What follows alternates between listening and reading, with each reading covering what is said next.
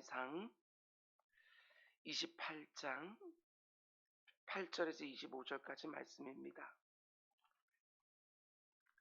사무엘상 28장 8절에서 25절까지 말씀. 우리 그 가운데 8절부터 11절까지 말씀만 우리 한 절씩 교독하겠습니다. 8절부터 11절까지의 말씀입니다. 사울이 다른 옷을 입어 변장하고 두 사람과 함께 갈새 그들이 밤에 그 여인에게 이르러서는 사울이 이르되 청하노니 나를 위하여 신접한 술법으로 내가 네게 말하는 사람을 불러 올리라 하니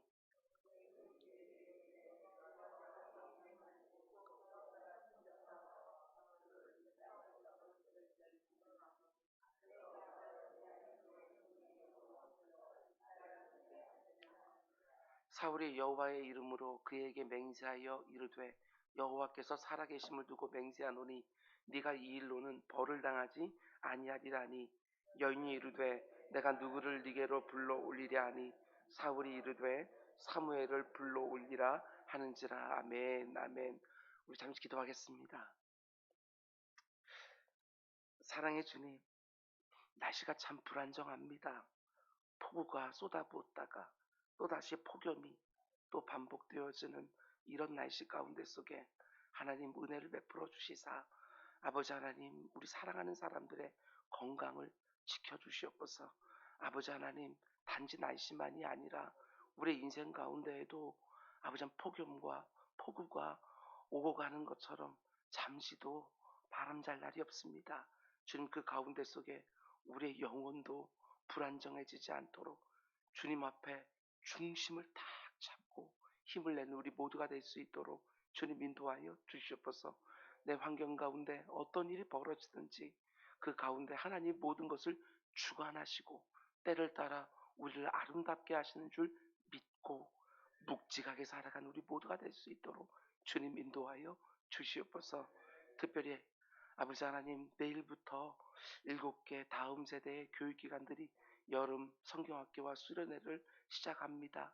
주님 이 시간을 통하여 부모들의 신앙 고백들이 우리 자녀들의 신앙 고백이 될 수 있도록 인도하여 주시옵소서.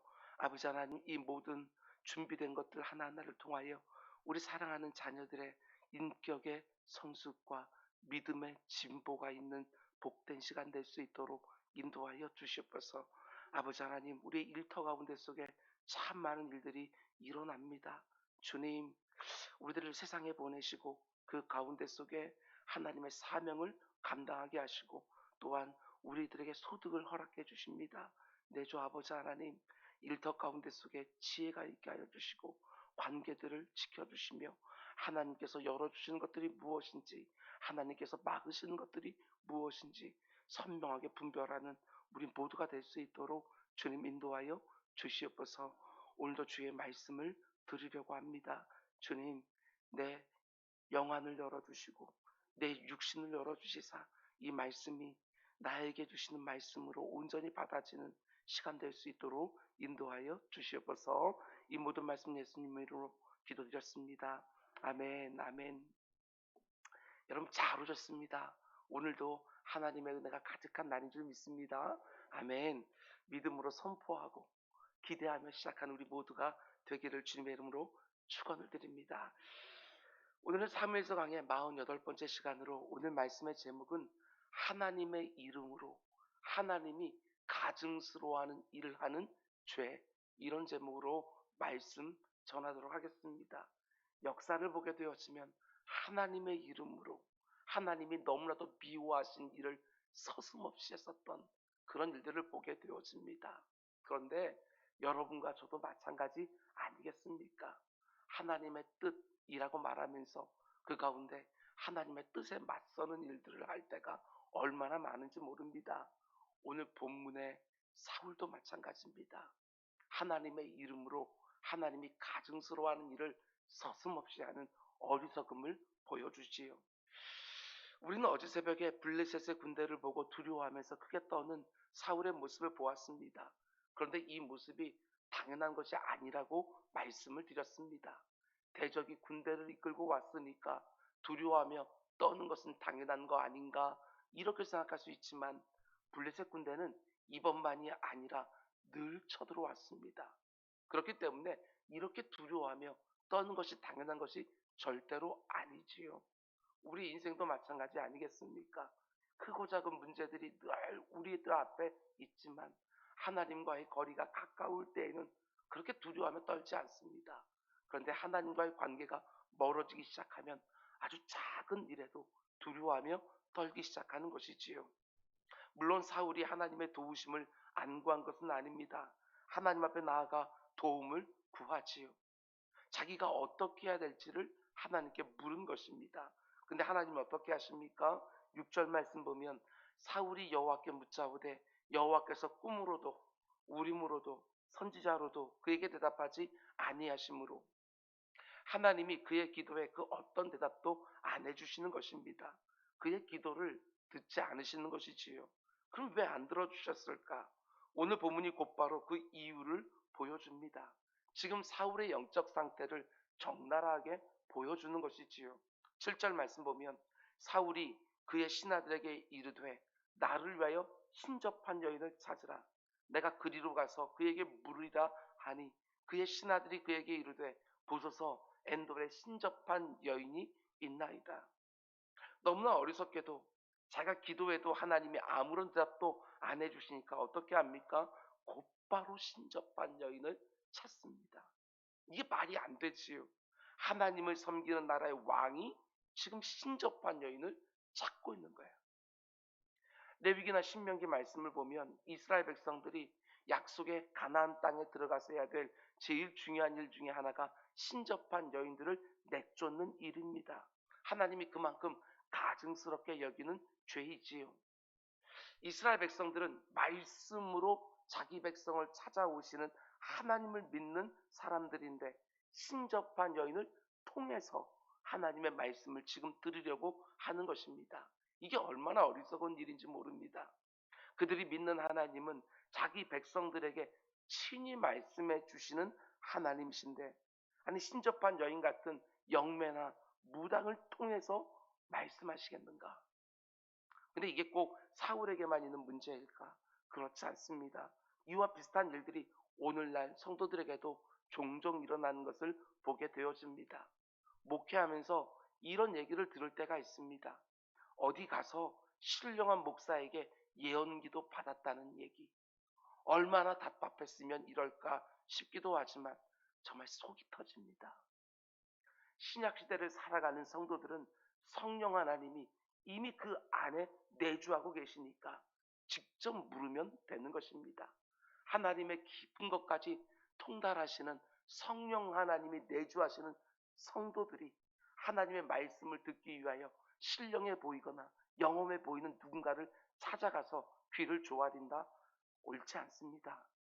물론 자기가 섬기는 교회 목사님이나 믿음의 선배들의 조언을 구하는 것은 꼭 필요하고 귀한 일이지요. 그런데 나에게 그 어떤 영적 책임도 갖고 있지 않은 어떤 목사가 영험하다고 해서 예언 기도를 받으러 간다? 아니 우리 무슨 기독교가 무당 종교입니까? 아닙니다. 절대로 그렇게 하면 안 되는 것이지요. 우리는 신접한 누군가가 필요한 것이 아니라 이미 하나님의 신이 내 안에 들어와 있는 구원받은 성도들입니다. 엉뚱한 곳에 가서 어떤 말 하나 듣고 오면 오히려 더 흔들릴 때가 많은 것이지요. 뭔가 신령해 보이면 기도를 더 잘 응답해 주신다? 그런 건 없습니다. 우리가 아는 것처럼 어린 아기들의 기도가 제일 빨리 응답되지 않습니까? 우니까, 시끄러우니까 빨리 젖을 물려주는 것이지요. 어린아이와 같이 순수한 마음을 가지고 하나님만이 내 문제를 해결할 수 있다라고 하는 믿음을 가지고 하나님께 간절히 부르실 때 하나님이 응답해 주시는 것이지. 신령한 사람들의 기도가 더 잘 응답된다? 그렇지 않습니다. 예수 그리스도의 이름으로 드리는 기도이기 때문에 응답되고 역사되어지는 것이지, 영적으로 대단해 보이는 사람들의 기도는 더 잘 들어주시고 영적으로 미숙한 사람들의 기도는 덜 들어주시고 그렇지 않습니다. 그게 우리 기독교가 말하는 기도가 아니라는 것이지요. 오직 예수 그리스도의 이름에 권세가 있는 것이지 기도하는 사람의 능력에 달려있는 것이 아니라는 것입니다. 여러분이 저 같은 목회자들에게 기도를 부탁할 수 있습니다. 우리가 서로의 기도 제목을 나누고 서로를 위해서 기도하는 것은 너무나도 귀한 것이지요. 그런데 어떤 신령한 목사가 나에 대해서 이렇게 저렇게 말했다 하고 거기에 휘둘리는 것은 어리석은 것입니다. 나에게 직접 말씀해 주시는 하나님을 우리가 믿고 있는 것인데, 우리 기독교의 영광은 말씀으로 찾아오시는 하나님을 믿는다는 것에 있는 것인데, 왜 그렇게 어리석은 일을 하는 분들이 많은지 저는 도무지 이해할 수가 없습니다. 하나님이 오늘 사울의 기도에 그 어떤 대답도 안 해주신 이유는 바로 여기에 있습니다. 사울에게는 하나님의 대답이 필요한 것이 아니라 그냥 대답이 필요했습니다. 하나님의 뜻을 분별하길 원했던 것이 아니라 지금 나라에 대적들이 쳐들어왔으니까 너무나도 두려워하며 너무나 떨려하면서 누구라도 상관없습니다. 내가 안심할 수 있는 얘기만 해주면 되는 거예요. 그래서 하나님이 아무 말씀도 안 해주니까 곧바로 신접한 여인을 찾고 있는 것이지요. 분명히 내가 듣기를 원하는 말을 들을 때까지. 뿐만 아니라 또 하나의 이유는 어제 새벽에 말씀드린 것처럼 하나님은 지금 사울에게 진실한 회개를 원하시는 것입니다. 아무 말씀도 안 해주시는 하나님 앞에서 내가 저지른 수많은 악행들을 회개하기를 원하시는 것이지요. 하나님께 드리는 예배를 주관하는 제사장 85명이나 몰살시킨 죄를 그대로 두고 하나님께 도움을 구한다고 해서 하나님이 그냥 사울을 도와주시겠습니까? 그렇지 않습니다. 하나님이 지금 침묵하신 것도 하나님의 대답이지요. 침묵도 대답입니다. 사울아, 돌아봐라. 네가 무엇을 했는지 한번 돌아봐라.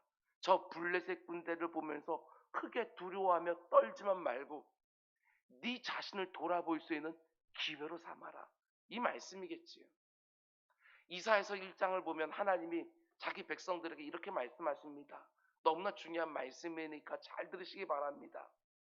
하나님의 이렇게 말씀하시지요. 너희가 손을 펼 때에 내가 내 눈을 너희에게서 가리고, 너희가 많이 기도할지라도, 많이 기도하는 것이 중요한 것이 아니라 너희가 많이 기도할지라도 내가 듣지 아니하리니 이는 너희 손에 피가 가득하니라. 굉장히 중요한 말씀이에요. 하나님을 향해서 손을 높이 들어서 기도는 하고 있지만 그 손에 피가 잔뜩 묻어 있으니까 하나님이 눈을 가리고 귀를 막고 입을 닫으시는 것이지요. 손을 씻어야 됩니다. 깨끗한 손을 들어서 하나님 앞에 기도하길 원하시는 것이지요. 하나님께 자기 죄를 토설하고 하나님께 중심으로 돌이키기만 하면 하나님은 너무나도 자비로우시고 은혜가 많으시기 때문에 그 어떤 죄인들을 향해서라도 은혜를 베풀어 주시는데, 너무나 어리석게도 사울이 자신의 손에 묻은 피는 전혀 볼 생각조차도 하지 아니하고 하나님이 아무 말씀도 안 해주시니까 곧바로 신접한 여인을 찾고 있는 것입니다. 오늘 새벽에 기도할 때 내 손부터 살피시기 바랍니다. 내 손에 피가 묻어있지는 않은지, 하나님이 원치 않으시는 죄가 덕지덕지 묻어있지는 않은지, 지금 내 앞에 있는 어떤 문제들 앞에서 돌아보는 것이지요. 기도를 많이 하는 것이 중요한 것이 아니라 손을 얼마나 높이 들었느냐, 이게 중요한 것이 아니라 혹시라도 하나님과 나 사이에 죄가 가로막고 있는 것은 아닌지 그것을 점검하기를 하나님께서는 원하시는 것입니다. 예수 그리스도의 십자가 보혈로 깨끗하게 씻겨진 손을 들어서 하나님의 응답을 사모하며 하나님 앞에 나아가는 기도자들 다 될 수 있기를 주님의 이름으로 축원을 드립니다. 이어지는 구절을 보면 사울이 변장을 합니다. 변장을 하는 이유가 있겠지요. 그리고 신접한 여인을 찾아가서 자기가 원하는 사람의 영을 불러달라고 요청을 합니다. 그러자 그 여인이 뭐라고 말하죠? 9절 말씀 보십시오. 여인이 그에게 이르되 네가 사울이 행한 일, 곧 그가 신접한 자와 박수를 이 땅에서 멸절시켰음을 아나니 네가 어찌하여 내 생명에 올무를 놓아 나를 죽게 하려느냐 하는지라. 지금 사울이 하고 있는 일이 얼마나 자기 모순인지 모릅니다. 자가당착이지요. 앞에 나오는 3절 말씀 보면 사무엘이 죽었을 때 사울이 어떻게 했다고 말합니까? 사무엘이 죽었으므로 온 이스라엘이 그를 두고 슬피 울며 그의 고향 라마에 장사하였고 사울은 신접한 자와 박수를 그 땅에서 쫓아내었더라. 사울이 얼마 전에 신접한 사람들을 그 땅에서 다 쫓아내는 거예요. 그런데 정작 자기가 답답하니까 신접한 자를 찾고 있는 거예요. 이게 얼마나 모순된 행동입니까? 자기가 금지한 일을 지금 자기가 하고 있는 거예요. 그걸 알기 때문에 변장을 한 것이지요. 이 여인이 어떤 사람이 찾아와서 죽은 사람의 영을 불러 올리라 말하니까 그게 자신을 쫓아내려고 하는 올무일지도 모른다고 하는 두려움 때문에 거절을 합니다. 그러자 사울이 어떻게 하지요? 10절. 얼마나 어이가 없는지 모릅니다. 사울이 여호와의 이름으로 그에게 맹세하여 이르되 여호와께서 살아계심을 두고 맹세하노니 네가 이 일로는 벌을 당하지 아니하리라. 하나님의 이름으로 하나님이 너무나 가증스러워하는 일을 하라고 명령하는 것입니다. 그러면서 맹세까지 하지요. 내가 여호와의 살아계심을 두고 맹세하노니.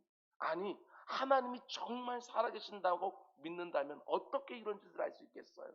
하나님을 너무나도 가볍게 쉽게 만홀히 여기는 것이지요. 아닙니다. 말되지 않습니다. 사울의 영적인 상태가 이렇게 몰락해 버린 것이지요. 여러분과 저도 예외는 아닙니다. 내 영혼이 무너지기 시작했는데 그 상태를 너무나 오랫동안 두게 되었으면 이렇게까지 바닥으로 떨어질 수 있는 것이 여러분과 저의 연약한 영혼인 거예요.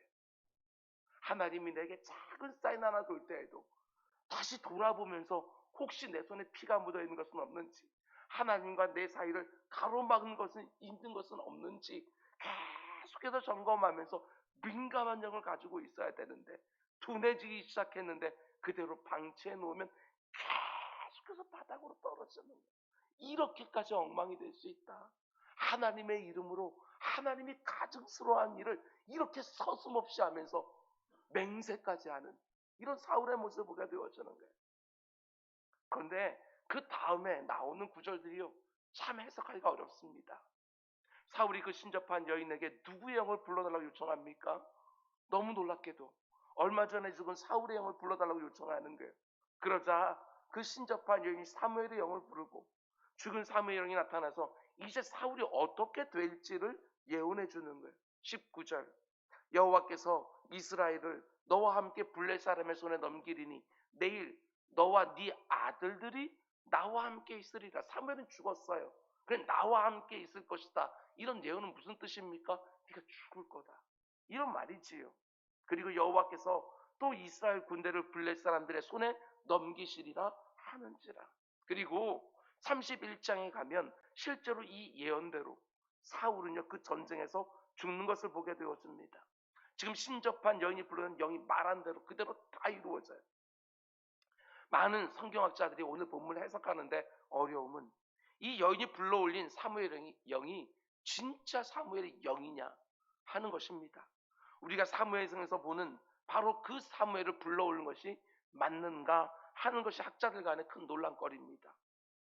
오늘날의 신학자들은 사무엘의 영을 불러올렸을 것이다 이렇게 보는 입장이 강합니다.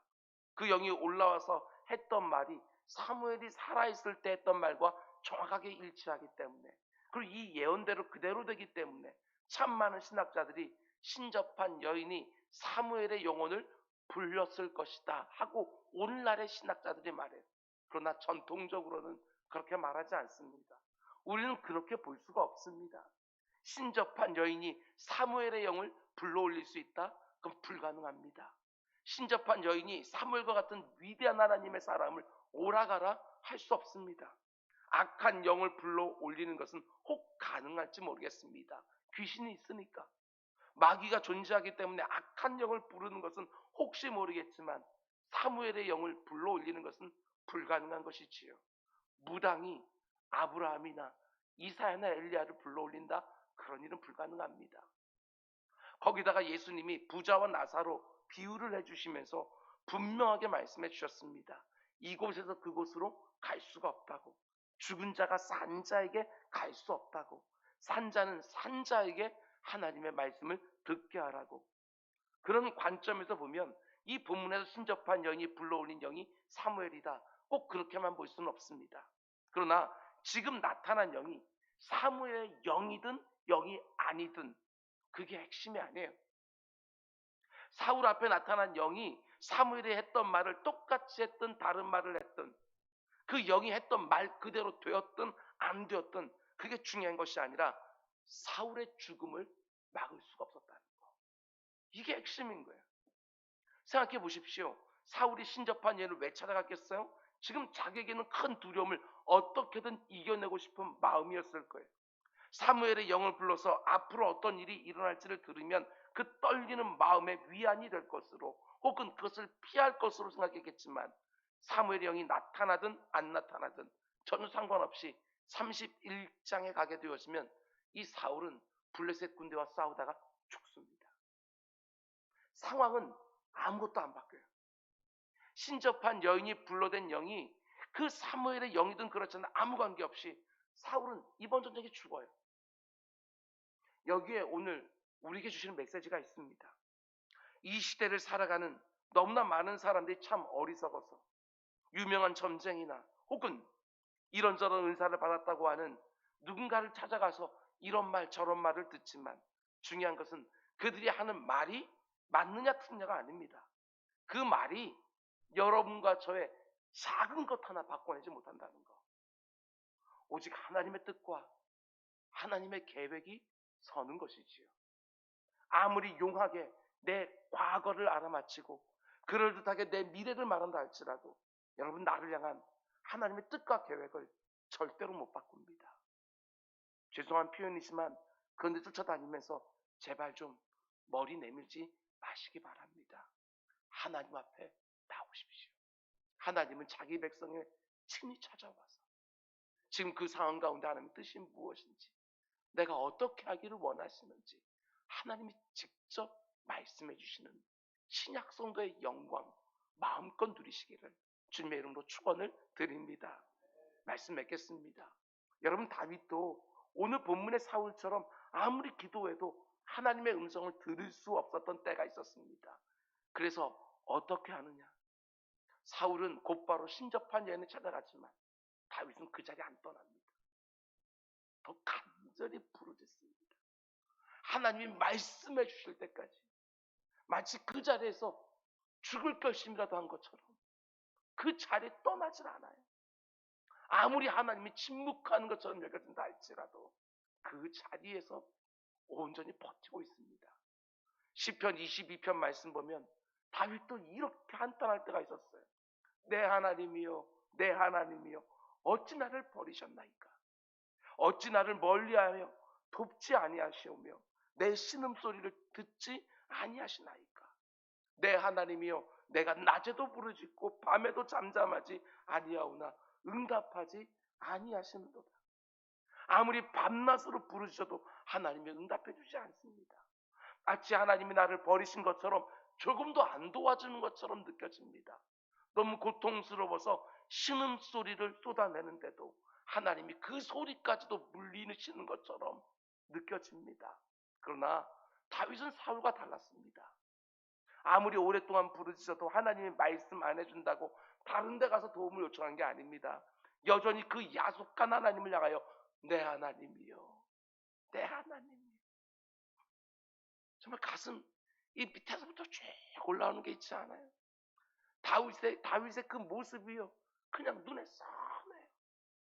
아무리 불러도 대답도 안 하고 나를 도와주지도 않는 것 같고 멀리 떨어져 계신 것 같고 마치 버리신 것 같고 신음소리도 응답하지 않고 근데 이 다윗은요 그 야속해 보이는 하나님 앞에서 내 하나님이요 내 하나님이요 하고 그 자리 버티고 있는 거예요.